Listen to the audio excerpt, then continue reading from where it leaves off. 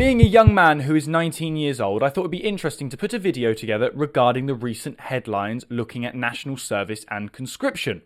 Well, we're poking the bear, Russia. We seem to be wanting to provoke some sort of a war. We're trying to engage and push NATO even further, as we know. But with that in mind, how does that affect England as much as it affects Ukraine? Well, forgetting the conflict for one moment, I'd be more concerned about the fact that in Rishi's manifesto, part of that was looking at conscription. Now, he's committing political suicide anyway, and I don't believe he's going to win by any means.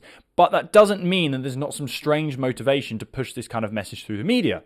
So, thinking about myself, do I feel that I would be very happy going through conscription? Well, no.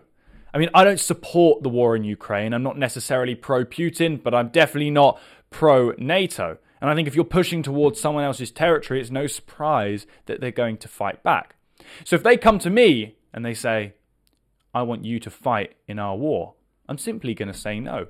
And the fact we're living in a society that could potentially move in the direction of that being a crime is quite terrifying.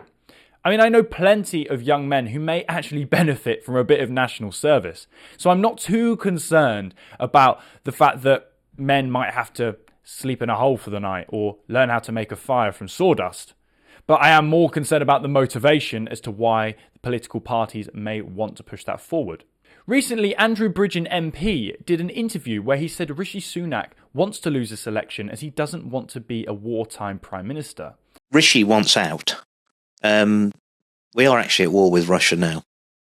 I met with Andrei Kelin, the Russian ambassador in London, a couple of months ago, and he said that we know that your people are firing those Storm Shadow missiles at us out of Ukraine because you couldn't train the Ukrainians to do it. If you look at the facts, since 91, we've moved NATO 1,000 miles nearer to Moscow. They haven't moved nearer to us. Rishi's told the generals he doesn't want to be a wartime Prime Minister. Well, isn't that quite a terrifying statement?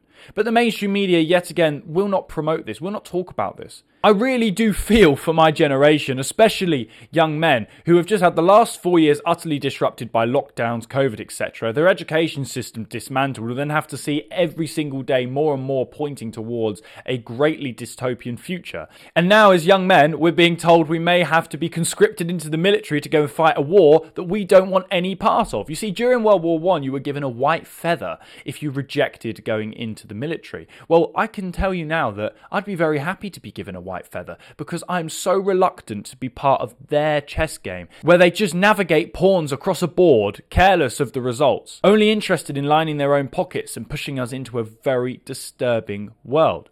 Who knows their motivations? Some speculate that it could be revolving around blackouts in the United Kingdom, an energy crisis which can cause them to manipulate and control the population further.